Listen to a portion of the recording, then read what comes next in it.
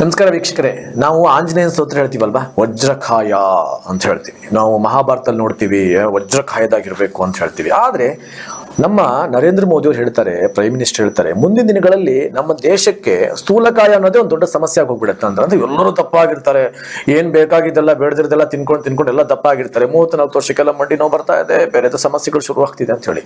ಅದಕ್ಕೋಸ್ಕರನೇ ಡಾಕ್ಟರ್ ಲತಾ ಶೇಖರ್ ಅವರು ಯೋಚನೆ ಮಾಡಿ, ಯಾಕೆ ಕಳೆದ 25 ವರ್ಷಗಳಿಂದ ಬೇರೆ ಬೇರೆ ತರದಕ್ಕೆಲ್ಲದೂ ನಾವು ಚಿಕಿತ್ಸೆಗಳನ್ನ ಕೊಡ್ತಾ ಇದೀವಿ, ಇದೊಂದು ಯಾಕೆ ವಿಶೇಷವಾಗಿರ್ತಕ್ಕಂಥ ಚಿಕಿತ್ಸೆಗಳನ್ನ ಕೊಡಬಾರ್ದು ಎಲ್ಲರಿಗೂ ಕೂಡ. ಅದಕ್ಕೋಸ್ಕರ ವಜ್ರಕಾಯ ಚಿಕಿತ್ಸೆ ಅಂತ ಹೇಳಿ ತುಂಬಾ ಅದ್ಭುತವಾಗಿರ್ತಕ್ಕಂಥ ಚಿಕಿತ್ಸೆ.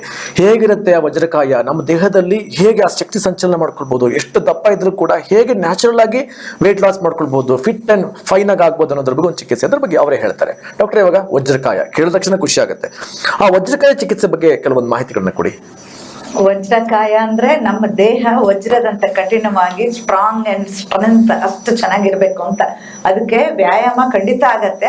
ಅದ್ರ ಜೊತೆಗೆ ಕೆಲವೊಂದು ಪ್ರೆಷರ್ ಪಾಯಿಂಟ್ಸ್ ಅಲ್ಲಿ ಒತ್ತಡ ಹೇರೋದ್ರಿಂದ, ಕೆಲವೊಂದು ಮಸಾಜ್ಗಳನ್ನ ಮಾಡೋದ್ರಿಂದ, ಕೆಲವೊಂದು ಆಹಾರ ಪದ್ಧತಿಯಲ್ಲಿ ಚೇಂಜ್ ಮಾಡ್ಕೊಳ್ಳೋದ್ರಿಂದ, ಗಿಡಮೂಲಿಕೆಗಳ ಸಹಾಯದಿಂದ ನಿಮ್ಮ ಫಿಟ್ನೆಸ್ ಅನ್ನ ತುಂಬಾ ಚೆನ್ನಾಗಿ ಇಟ್ಕೋಬಹುದು. ಈಗ ಬಾಣಂತನ ಅಥವಾ ಬಸ್ರಿ ಆಗಿರ್ತಾರೆ, ಲೇಡೀಸ್ ಅಲ್ಲಿ ತುಂಬಾ ಸ್ಟೇಜಸ್ ಇರುತ್ತೆ.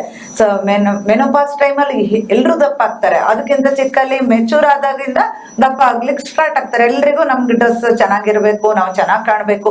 ಇದ್ರ ಜೊತೆಗೆ ಆರೋಗ್ಯ ಸಮಸ್ಯೆ, ಏಜ್ ಆದ ನಂತರ ಮಂಡಿ ಎಲ್ಲದು, ಹೊಟ್ಟೆ ಸ್ಯಾಗ್ ಆದ್ರೆ ಬೇರೆ ಎಲ್ಲ ಆರ್ಗನ್ ಸ್ಯಾಗ್ ಆಗುತ್ತೆ. ಅದ್ರ ಬಗ್ಗೆ ಎಲ್ಲ ನಿಮ್ಗೆ ಕಾಳಜಿ ಇರ್ಬೇಕು. ಈವನ್ ಜೆಂಟ್ಸ್ ಅಲ್ಲಿ ಇದು ಯಾವ್ದು ಇಲ್ಲದೆ ಇದ್ರು ಹೊಟ್ಟೆ ಒಂದು ದಪ್ಪನೇ ಇರುತ್ತಲ್ವಾ. ಸೊ ಅವರು ಕೂಡ ಫಿಟ್ ಆಗಿದ್ರೇನೆ ಚೆನ್ನಾಗಿ ಅಲ್ವಾ. ಯಾವ್ದೋ ಒಂದು ಯಾರೋ ನೋಡ್ತಾರೆ ಅಂತ ಹೊಟ್ಟೆನ ಒಳಗಡೆ ಹೇಳ್ಕೊಂಡ್ರೆ ಏನು ಯೂಸ್ ಇಲ್ಲ. ಸೊ ನ್ಯಾಚುರಲ್ ಆಗಿ ನೀವು ಫಿಟ್ ಆಗಿರ್ಬೇಕು ಅಂದಾಗ ಸೊ ಈ ತರ ಚಿಕಿತ್ಸೆನ ಸ್ಟಾರ್ಟ್ ಮಾಡ್ಕೋಬೇಕು. ಇದರಲ್ಲಿ 1 ತಿಂಗಳಲ್ಲಿ 4 kg 5 kg ವರೆಗೆ ವೇಟ್ ಅನ್ನ ಲಾಸ್ ಮಾಡ್ಕೋಬಹುದು.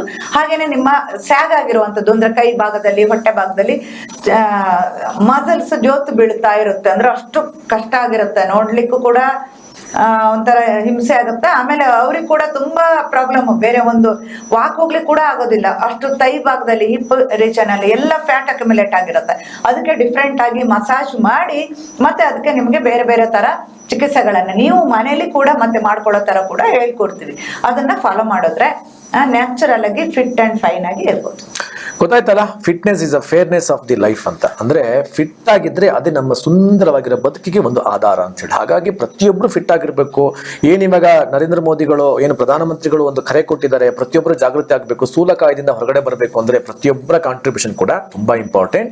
ಹಾಗಾಗಿ ವಿಶೇಷವಾಗಿದ್ದ ಚಿಕಿತ್ಸೆಗಳ ಮುಖಾಂತರ ಡಾಕ್ಟರ್ ಲತಾ ಶೇಖರ್ ಅವರು ಪದೇ ಪದೇ ಪದೇ ಜನರ ಬಾಯಿ ಮಾತಾಗ್ತಾ ಇದ್ದಾರೆ, ಎಷ್ಟು ಅದ್ಭುತವಾಗಿ ಚಿಕಿತ್ಸೆಗಳನ್ನ ಕೊಡ್ತಾರೆ ಅಂತ ಹೇಳಿ. ಅದಕ್ಕೆ ನೀವು ಕೂಡ ಕಾರಣ ಆಗಿ ನಿಮ್ಮಲ್ಲಿ ಅನೇಕರು ಒಬೇಸ್ ಆಗಿರ್ತಾರೆ, ಸಣ್ಣ ಮಕ್ಕಳೆಲ್ಲ ತುಂಬಾ ದಪ್ಪಗಿರ್ತಾರೆ.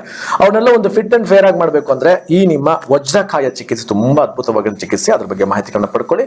ಬನ್ನಿ, ಫಿಟ್ ಆಗಿರೋಣ. ಫಿಟ್ ಇಂಡಿಯಾಕ್ಕೆ ನಾವು ಕೂಡ ಪಾರ್ಟಿಸಿಪೇಟ್ ಮಾಡೋಣ. ನಮಸ್ಕಾರ.